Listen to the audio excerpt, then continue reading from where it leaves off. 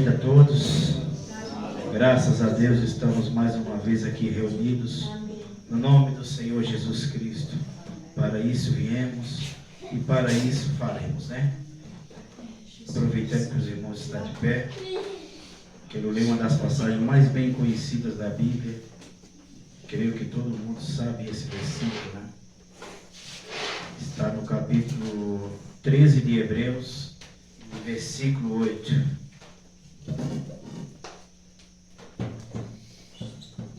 Está no livro de Hebreus 13, versículo 8.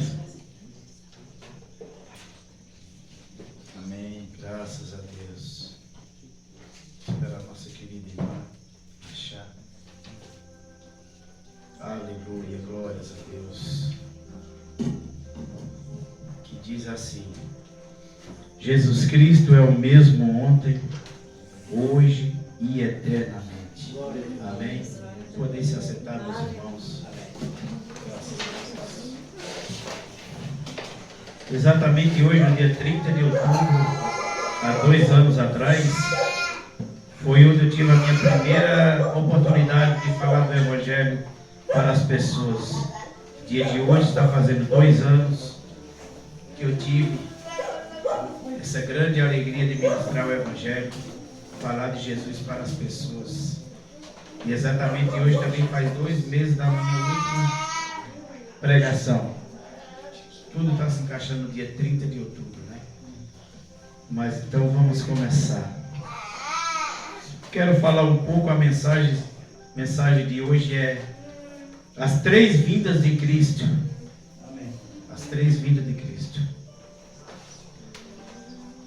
A vida de Cristo já começa a ser iniciada em Gênesis 14, 15, quando diz que esmagaria a cabeça da serpente. Depois vai passando para o rei Davi, Salmo 24, fala do rei da glória. Depois o profeta Isaías, capítulo 9, versículo 6, que é o príncipe da paz. Depois Zacarias, falando que ele virá montado num jumento. Depois Isaías novamente, 53, 4 e 5, que por nossos pecados, por nossas pisaduras, nós seremos sarados. Mas sabemos que a primeira vinda de Cristo não viria antes que viesse o precursor. E esse precursor da primeira vinda de Cristo foi profetizado por Isaías, no capítulo 40, versículo 3, que viria um antes do Messias. Este é o João Batista. João Batista, quando veio, todos perguntaram se ele era o Cristo, se ele era o Elias ou outros profetas. E ele falou que não, que ele era a voz que clama no deserto. Mas que além dele, depois dele, viria um que ele não era digno de atadar os seus chinelos ou as suas sandálias, assim traduzindo para os dias de hoje. Mas que viria o Messias.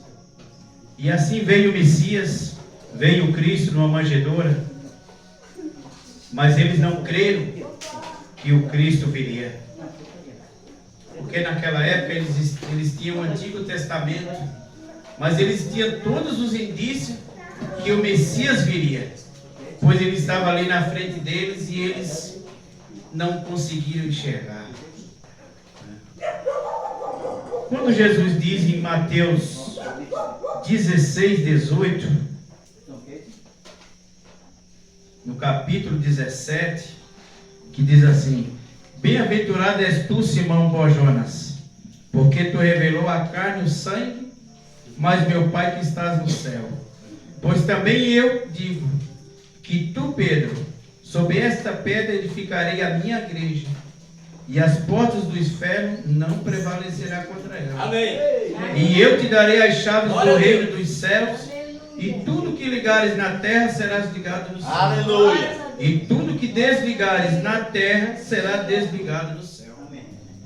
Então, quando Cristo diz para Jonas essas palavras, ele já sabia próprio que um ano após a sua morte, em Atos 2, desceria o Espírito Santo sobre eles, e que Pedro traria para todos, através dele, o Espírito Santo enviado dos céus.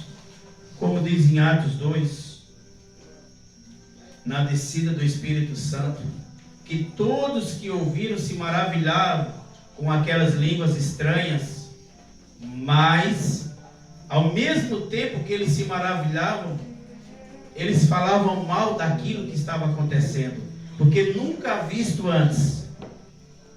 Muitos chegaram a dizer que eles estavam embriagados. Então Pedro, assim conforme Cristo tinha dito, ele assumiu o papel de líder da igreja. Aonde começa realmente a igreja primitiva, é em Atos 2. E era a terceira hora. A terceira hora, meus irmãos, nos dias de hoje, é 9 horas da manhã. E na terceira hora, ou 9 horas da manhã, estavam se falando que eles estavam bêbados, por causa das línguas estranhas.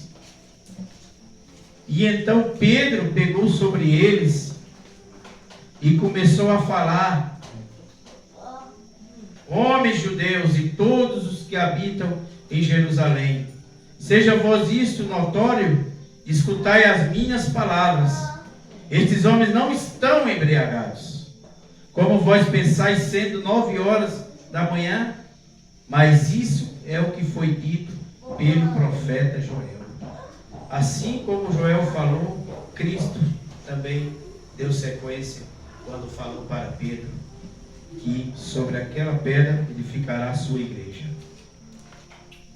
Na descida de Atos 2, nós teremos que ter um contexto. Nós sempre queremos almejar a igreja primitiva. Mas como que nós vamos chegar perto da igreja primitiva? Quando a igreja souber quem ela é, a posição que ela tem nesta terra, ela será diferente das demais.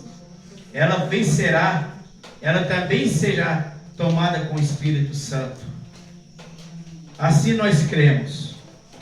Mas para alcançar, igual o Espírito Santo da igreja primitiva, nós temos que fazer algo. Nós temos que fazer algo para que se faça isso. Paulo diz na segunda carta aos Coríntios, capítulo 11, versículo 23 em diante: são ministros de Cristo, falo fora de mim. Eu ainda mais, em trabalhos muito mais, em açoites. Alguém aqui nunca foi assim, açoitado pela palavra de Deus, né? Em trabalhos muito mais, em açoite mais do que eles, em prisões. Ninguém aqui também nunca foi preso por causa da palavra de Deus. Muito mais, em perigo de morte, muitas vezes. Recebi dos judeus 5 quarentenas de açoite menos 1. 3 vezes fui açoitado com varas, 1 vez fui apedrejado. 3 vezes sofri naufrágio. 1 noite e 1 dia passei no abismo. Em viagem, muitas vezes, em perigo de rios, em perigos de ladrões, salteadores, em perigos da minha própria nação, em perigo dos gentios, em perigo de cidades, em perigo do deserto, em perigo no mar, e entre os falsos irmãos, até mesmo isso. Em trabalhos de fadiga, em vigílias. Nunca fizemos uma vigília. Eu nunca participei de uma vigília na minha vida. Em vigília, muitas vezes, em fome e sede, jejum. Jejum é uma palavra difícil dos crentes aceitar nos dias de hoje. Mas queremos ter o Espírito Santo sem antes fazer essas coisas. Em vigília, muitas vezes, não é uma nem duas, em fome e sede, em jejum muitas vezes, frio e nudez. Creio que nenhum dos irmãos passou por isso. Além dessas coisas exteriores, me oprimo cada dia e cuido de todas as igrejas. Olha aqui o testemunho de Paulo. frio, nudez, castigos, açoite, vigílias, jejum. Quantas vezes foi feito isso na igreja primitiva? Você vê que em lugar nenhum na Bíblia, Jesus manda que orem para que se expulse os demônios. Não. Ele pede que vigiai e orai e pôs as mãos sobre os enfermos que sejam curados. Mas para que isso aconteça, nós temos que seguir o raciocínio da igreja primitiva. Orar, jejuar, vigília, fazer de tudo pelo Evangelho, que nós não seremos em vão. Para que nós tenhamos esse objetivo de sermos cheios do Espírito Santo, nós tenhamos que fazer algo melhor para o Evangelho. Não só vir sentar nos bancos e escutar um pregador falar. Porque aqui é muito fácil ser crente. Mas e na nossa vida, na nossa casa, no nosso trabalho? Será que nós também estamos levando essa palavra a seguir? Será que estamos dando bom testemunho das palavras de Cristo? Como diz Paulo em 1 Coríntios capítulo 11, versículo 23. Porque recebi do Senhor aquilo também que nos ensinei. E tudo que está escrito nas cartas, nas epístolas de Paulo, 13 das 27, realmente é a revelação de Jesus Cristo para nós nesses dias de hoje. Amém. Amém. Amém. Vamos dar início. A segunda vinda de Cristo. A segunda vinda de Cristo também não poderia vir sem antes viesse um precursor. Viesse um profeta. Muitas vezes as congregações que não são de acordo com as nossas crenças, muitas vezes dizem isso.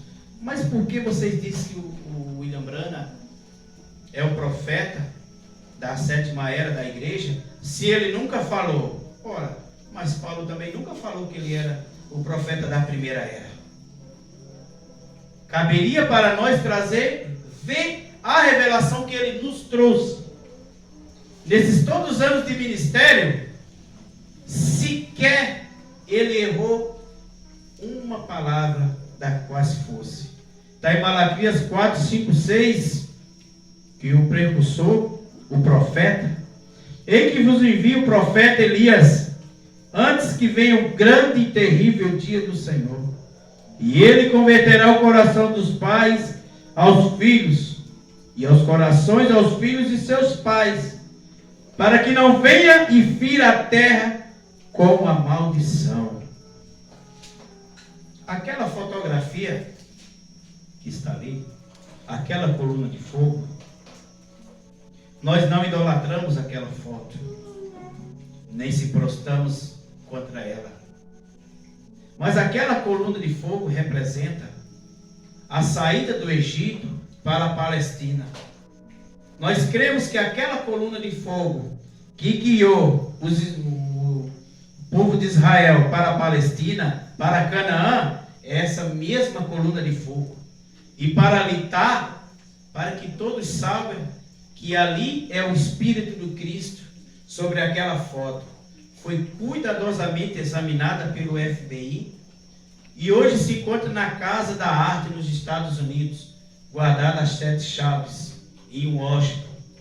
Então nós não cremos, nem se prostramos, nem idolatramos aquela foto, mas que aquela foto seja representante de cada um aqui, que Jesus Cristo estava sobre esse profeta, que é o precursor da segunda vinda de Cristo na terra. Amém? Conforme aquela foto também, o irmão Branham teve muitas visões de Cristo, muitos anjos. Além de ter mais de 200.000 visões de segmento, profetizas, palavras proféticas, que até hoje nunca foi errado. Aquela fotografia de muitas visões que ele teve de Cristo, que é a fotografia de Hoffman, que foi pintada em 1889. O nome dessa pintura se chama Jesus Cristo, cabeça 33. Porque exatamente como diz as Escrituras, Jesus Cristo morreu com 33 anos. E assim ele fez essa imagem como de um homem com 33 anos. E o irmão Branda disse que essa fotografia é a que chega mais próxima. Olhe bem, é a que chega mais próxima. Se assemelha. Ele não está dizendo é igual a Jesus Cristo. Não. É a que mais se assemelha de todas as visões que ele teve. É essa imagem de Jesus Cristo. Então nós também não temos como idolatria, nem se prostramos contra ela. Mas nós temos um profeta e nós temos uma imagem conforme as suas palavras. Como que ele não errou em nenhuma profecia que fez, nós cremos que Cristo seja realmente, possa não ser igual, mas que nós temos pelo menos um contexto como seria Jesus Cristo. Quem quer ver Jesus Cristo? Então vamos seguir no Evangelho, que um dia nós veremos. Amém. Amém. Assim como Atos 1:11. Primeiro capítulo de Atos, versículo 11, que diz assim: os quais lhe disseram, homens galileus, por que estás olhando para o céu? Este Jesus,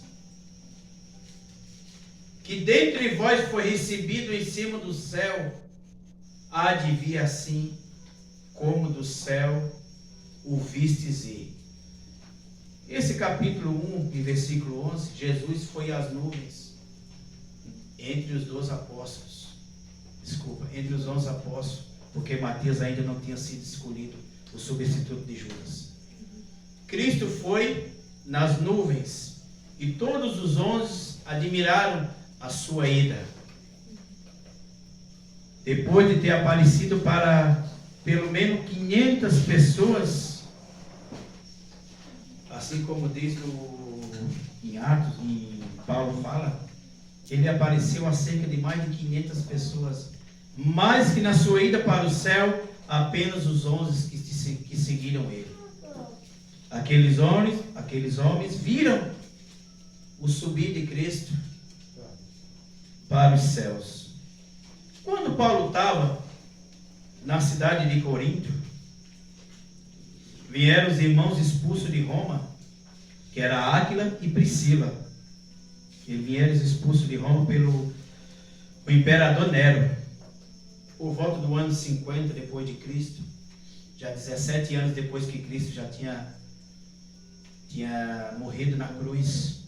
E vieram perguntando a Paulo, perguntaram assim os cristãos, o que derá quando nós morrêssemos? O que será feito de nós quando nós morrêssemos? Paulo ainda não tinha falado para eles sobre a ressurreição de Cristo ou sobre o arrebatamento.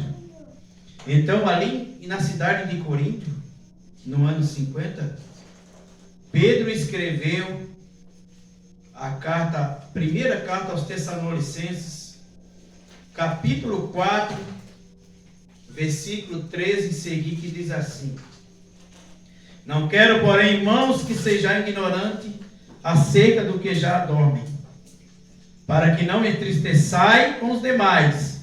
Veja só, o pessoal estava desanimado porque não sabia, se morresse, o que seria feito de seu espírito.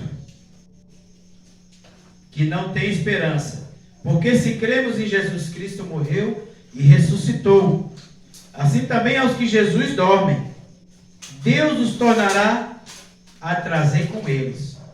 Dizemos, pois, isto pelas palavras do Senhor, que nós, os que ficarmos vivos, para a vinda do Senhor, essa aqui Paulo está falando da segunda vinda de Cristo, não precederemos os que dormem, porque o mesmo Senhor descerá do céu com alarido, e com voz de arcanjo, e com a trombeta de Deus, e os que morreram em Cristo ressuscitarão primeiro.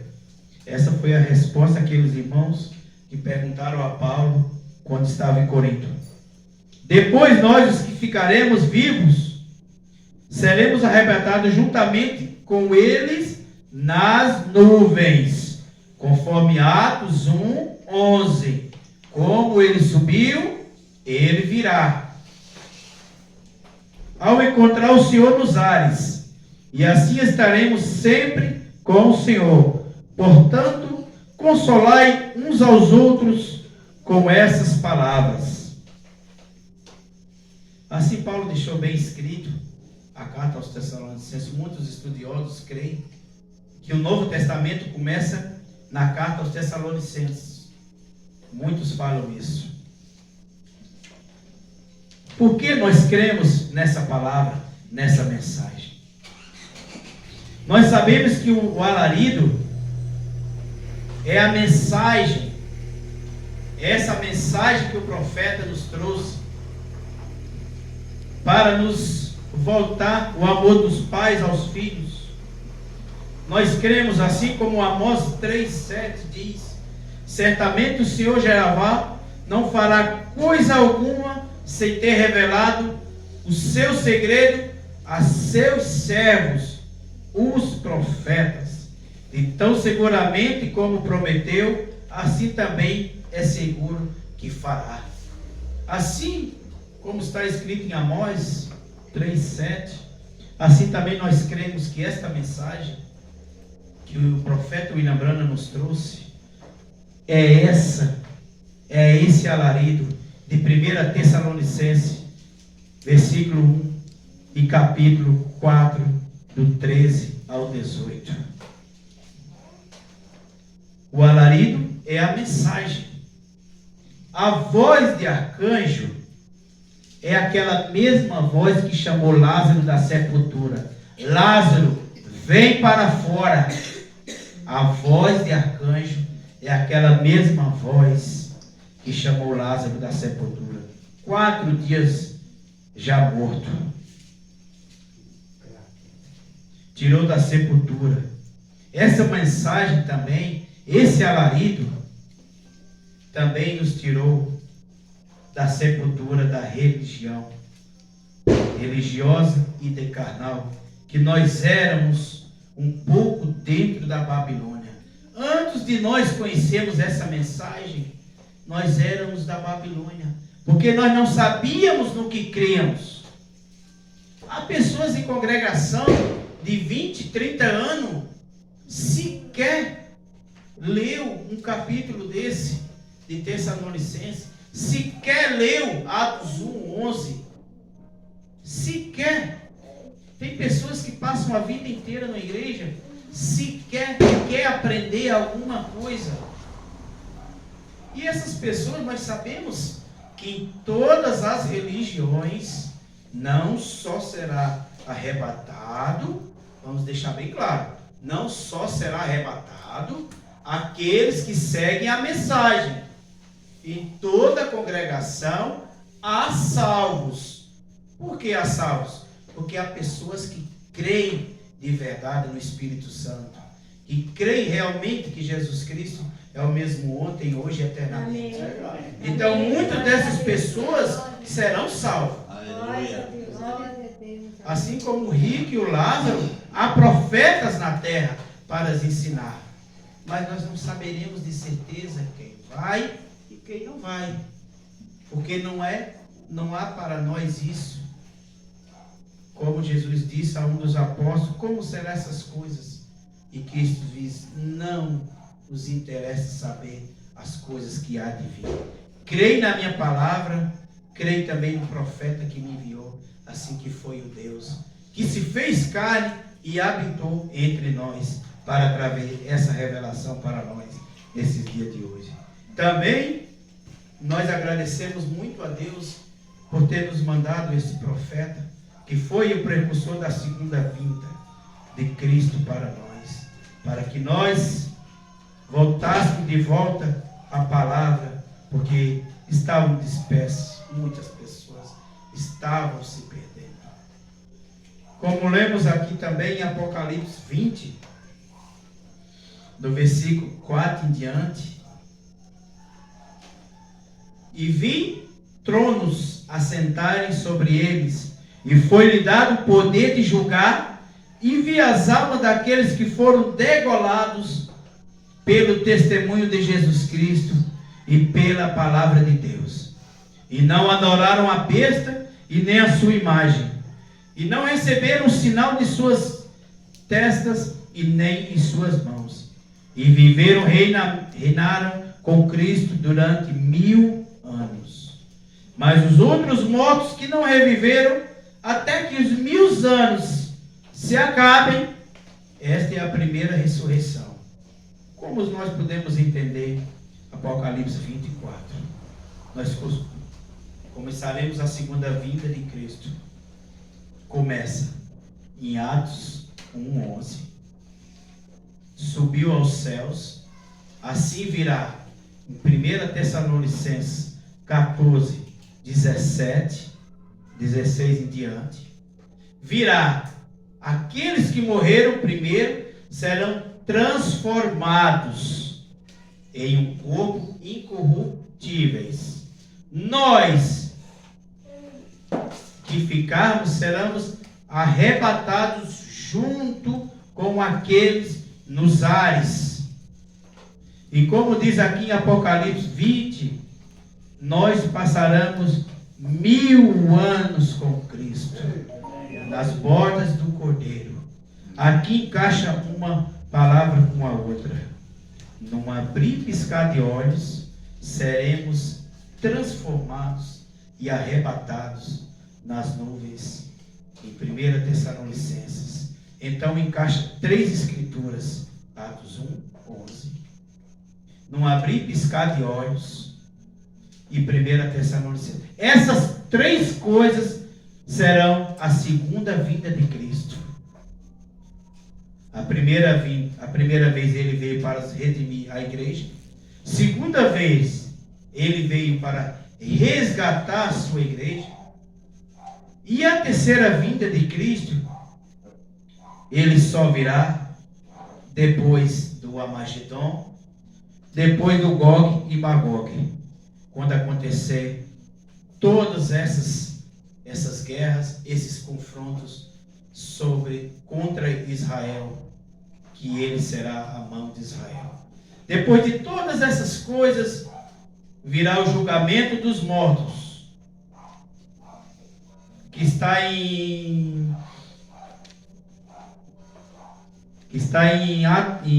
Apocalipse 20, também o julgamento dos mortos, que é o grande trono branco. É o trono branco. Mas Jesus não estará naquele trono branco. Não estará naquele trono branco. E vão se abrir os livros. Que é o da vida. E os mortos serão julgados pelas coisas que estão escritas nos livros, segundo as suas obras. E quem será julgado sobre essas obras? Quem será julgado sobre essas obras? Nós temos muitas observações na Bíblia de quem serão essas pessoas. Apocalipse 21:8 diz: mas enquanto os tímidos que a Bíblia diz, é aquelas pessoas que têm o dom de falar o Evangelho, mas não falam o Evangelho. Aquelas pessoas que têm o dom de ministrar a palavra, mas que não ministram a palavra por vergonha ou timidez.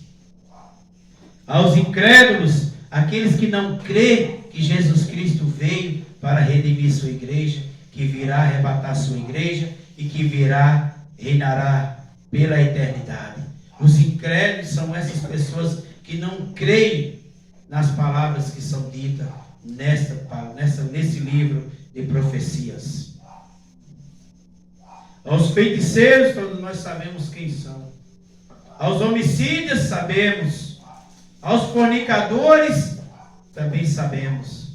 Aos idólatras, nós sabemos que há muitos idólatras, também dentro da mensagem. Nós sabemos também que tem muita idolatria dentro da mensagem, por causa daquele homem ali, que ele apenas veio nos trazer uma palavra.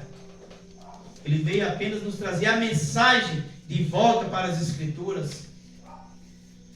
Não sei se os irmãos aqui já leram, mas tem uma mensagem, uma das melhores mensagens que eu já li, que se chama A Serpente Ferida. a mensagem A Serpente Ferida, ele fala muito nessa mensagem que ele ia sair do ministério dele porque as pessoas estavam se batizando no nome de William Branham. As pessoas estavam dizendo que ele era o Cristo. Então não é só os católicos que são idolatram aqueles santos, mas há pessoas dentro da própria mensagem que também idolatram o irmão Branham, o homem, o irmão Branham. Há muitas pessoas também, o pessoal estava se batizando no nome de William Branham. Meu Deus, há pessoas trocando de nome, colocando Branham no meio do seu nome. Então não é só fora da igreja, e sim dentro da igreja. Quem tiver a oportunidade de ler A Serpente Ferida, será de grande ensino para aquele que quiser aprender um pouco mais da mensagem e não só deixar por nós que aqui estamos atrás do púlpito. Dando sequências. E a todos os mentirosos. Mentirosos são aquelas pessoas que inventam o caso dentro da igreja, que falam dos irmãos lá fora, como o pastor Pedro aqui falou domingo passado, que quem tem irmãos que sai da igreja e fica falando mal do pastor. Esses são mentirosos.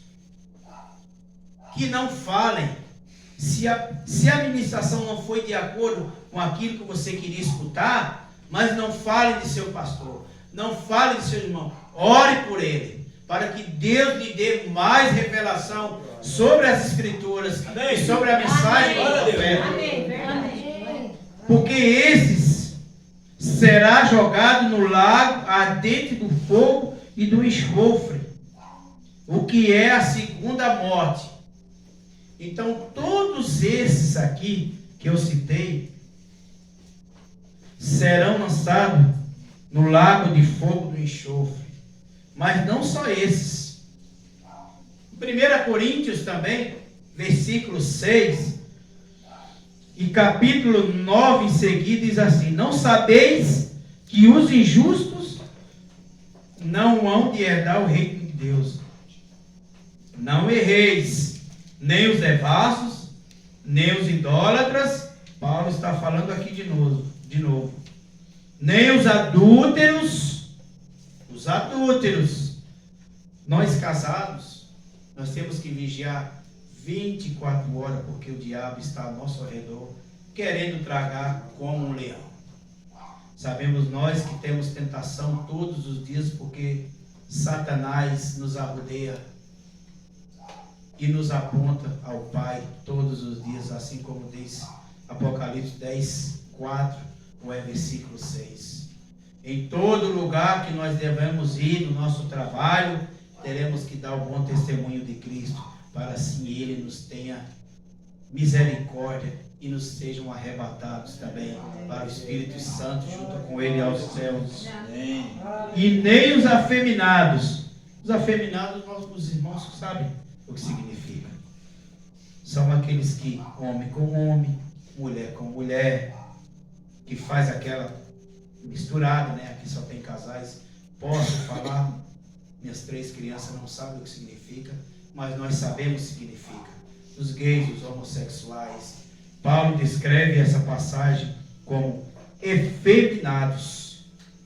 Os sodomitas, conforme lá em Sodoma e Gomorra, o que eles faziam, as práticas, aquelas orgias, aquelas coisas que nós sabemos que foi destruído, né? E apenas havia 2 justos, que era Ló e a sua família, só aqueles que eram justos.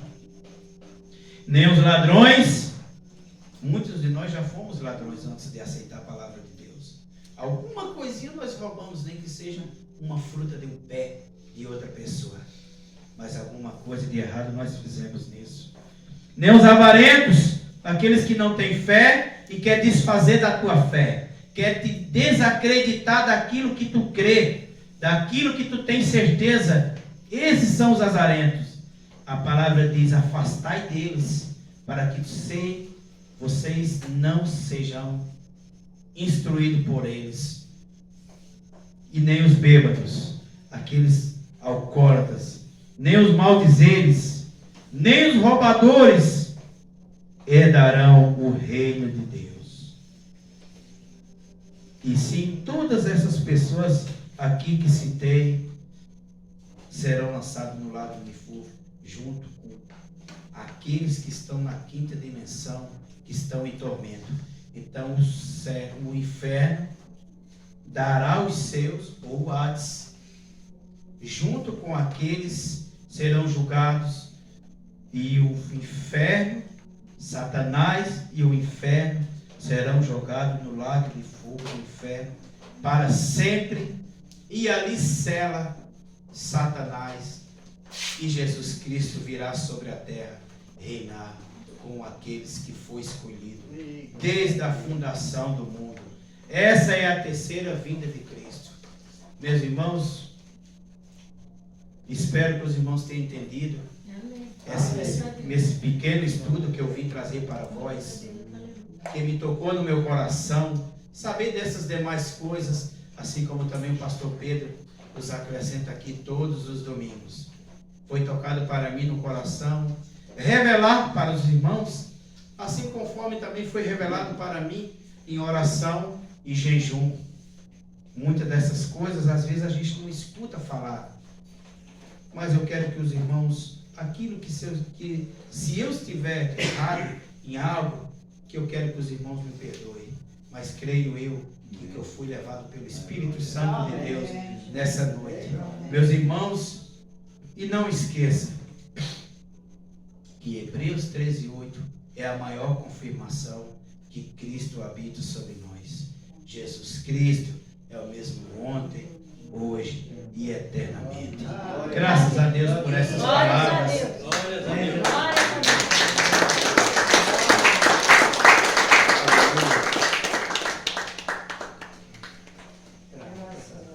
Amém? Amém. Coisa boa é coisa boa. Graças a Deus. Essa mensagem, ela é um trilho para o céu. Amém. Se nós seguir essa mensagem da forma Amém. que ela veio ao mundo na noiva e não sair fora, eu sempre digo, ela é um GPS Glórias a que Deus. nos leva até o céu. Amém, Senhor. Nós cremos, Senhor Jesus. Graças a Deus. Quando o irmão Bruno estava falando sobre os fatos acontecidos com nossos irmãos do passado, que hoje nós não chegamos nem perto daquele sofrimento. Porém, naquela época, Jesus estava em meio ao povo. Hoje Jesus não está em meio ao povo. Jesus está sobre nós, mas Ele está num lugar de espera para onde nós subiremos. Glórias a Deus. Glória a Deus. Agora, Jesus vai vir sobre a terra para buscar-nos? Não. Jesus não vai descer na terra. Ele vai vir chamar-nos sobre as nuvens. Porque a terra, ela não é digna de Jesus colocar seus pés nessa É terra. verdade. Hoje, nós podemos notar o quão está próximo de Jesus vir buscar a sua noiva. Amém. O primeiro evangelho da Bíblia é São Mateus. A Bíblia tem só 4 evangelhos. Evangelho de São Mateus, Evangelho de São Marcos, Evangelho de São Lucas e Evangelho de São João. Os 4 evangelhos da Bíblia. No primeiro, está falando sobre o que aconteceria na aproximação da vinda do Senhor Jesus Cristo. Eu vou ler 2 versículos aqui para encerrar. Graças a Deus. Aleluia, Jesus. São Mateus capítulo 24, versículo 7 em diante diz: portanto, se levantará nação contra nação. É o que está acontecendo hoje. As nações, uma nação contra a outra. E reino contra reino.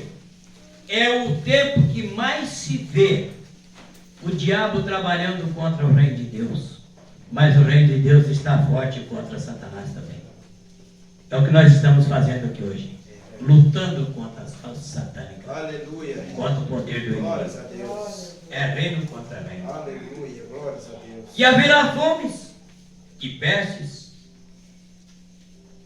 e terremotos em vários lugares. Glórias a Deus. Todas essas coisas são o princípio das dores. Então vos hão de entregar-lhes para seres atormentados e matar-vos-ão. E sereis odiado de todas as gentes por causa do quê? Do meu nome. Nós somos um povo diferente. Nós seguimos uma meta de adorar o verdadeiro nome do nosso Deus. São João 1 diz que esse verbo, esse nome, estava lá no princípio com Deus e o verbo era Deus. E ele se fez carne e habitou entre nós. Amém. Agora esse nome ele está rejeitado pela maioria no batismo, na saudação, na Santa Ceia, em todas as maneiras está rejeitado esse batismo. Aos Tessalonicenses, capítulo 3, verso 17, diz: e tudo que fizerdes, seja por palavra ou por obras, fazei tudo em nome de Jesus Cristo. Tem que fazer tudo em nome de Jesus.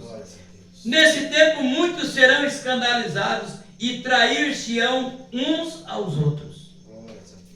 Dentro da própria igreja se veja pessoas um traindo o outro, perseguindo. Veja só. E uns aos outros se aborrecerão. Às vezes as pessoas ficam contristadas. Mas por que está acontecendo isso? Isso é a aproximação da vida do Senhor Jesus. Vai acontecer mesmo. De um entristecer o outro. É claro.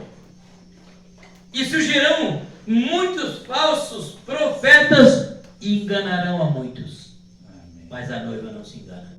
Amém. Agora, o maior sinal que eu acho é a traição dentro da igreja, a perseguição dentro da igreja e a falta de sinceridade dentro da igreja. Quando uma pessoa olha com os olhos e xingando aquela pessoa com o coração. Irmãos, é briga de mudo. Eu já vi dois mudos brigando, e um olhando e fazia só sinal, e um xingando o outro, mas não conversava, só com o ódio do coração. Hoje tem pessoas olhando um para o outro e xingando com a intenção do coração, quando Jesus disse que nós vamos ser avaliados pela intenção do coração. É a intenção que nós temos lá dentro. Não é pelas palavras que nós falamos, não. É a intenção do coração. A aproximação da vinda do Senhor Jesus está registrada no capítulo 24 de São Mateus. Vocês querem ler em casa? Leiam o capítulo 24 e vocês vão ver que Jesus está às portas. E quanto mais nós vimos isso, mais devemos de tomar perseverança, porque 24 e 13 diz: aquele que perseverar até o fim será salvo. Não devemos se mover do lugar que estamos. 24 Mateus: se estiveres no campo, não volte buscar alguma coisa, fique aonde você está. Tem gente saindo de uma igreja para outra, saindo de um lugar para outro. Por quê? Será que Jesus que está aqui não está lá? Ou será que o Jesus que está lá não está aqui? Firme-se com esse Cristo, abrace-se com esse Cristo, para um dia subir com esse Cristo. Amém. Deus nos abençoe no nome de Jesus. Vamos ficar de pé. Vamos então despedir uma oração. Uma vez aí na pauta aí, a oração.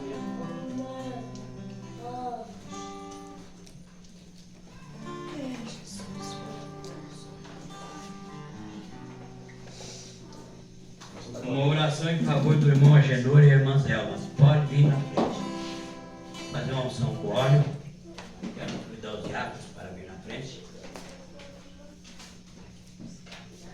Coloque a mão sobre ele, irmãos. Depois o irmão Bruno pode se pedir comigo.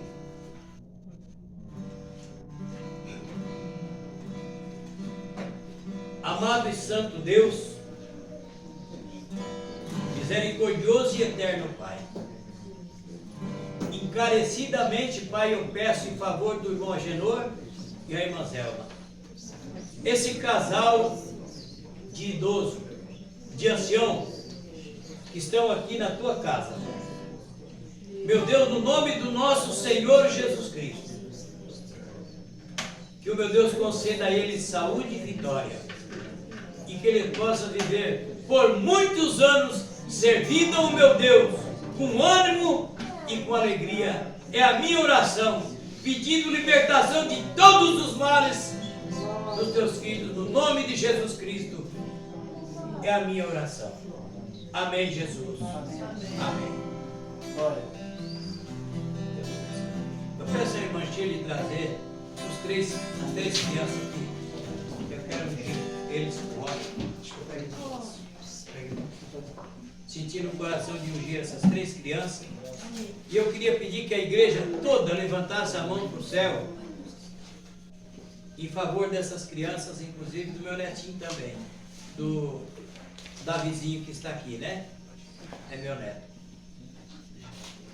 Eu quero ungir essas crianças com óleo e orar por eles. Ele não precisa trazer, irmão Zé. Não. Pode deixar ele lá, só quero que venha colocar a mão sobre isso daqui. Mas nós vamos botar o nome dele também nessa oração. Amado, soberano Deus, eterno Pai das luzes, eterno Pai, Santo de Israel, no nome do nosso Senhor e Salvador Jesus Cristo, eu estou ungindo com óleo, Pai, essas três crianças e peço agora do alto céu a sua misericórdia, Pai. Meu Deus, que o pequeno Julinho possa andar, Deus, no nome do nosso Senhor Jesus, que essas crianças possam ser ricamente abençoadas, protegidas pelo Espírito Santo do Senhor.